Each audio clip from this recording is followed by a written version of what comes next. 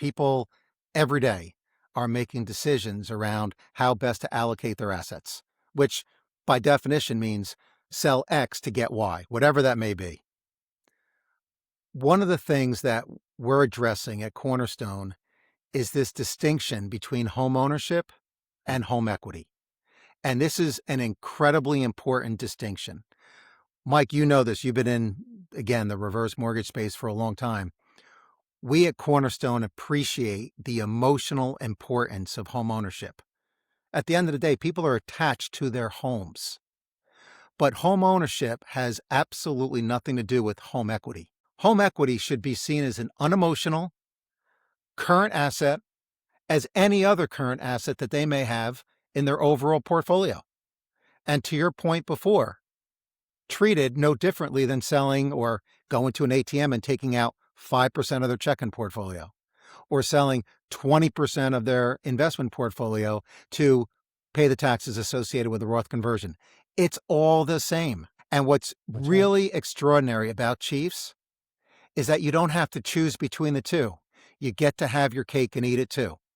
You get to have your home ownership cake, stay in your house as long as you want. It's your house. You retain it, but you don't have to have 100% of the home equity. You can sell some of it to do something that's really thoughtful, that results in a game-changing outcome. And still have the quiet enjoyment of your home for you and your family for as long as you want.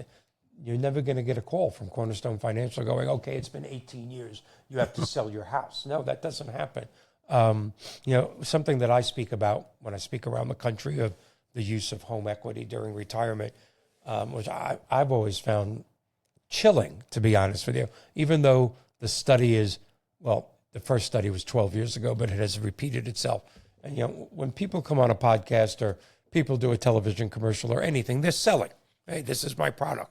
You should buy Nikes. It's got, Michael Jordan. It'll make you dunk a basketball. I want you to buy a Buick rather than a Mercedes. People sell.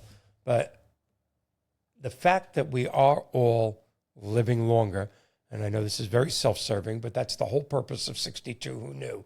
Who knew you're going to live for another 30 years past 60 or 62?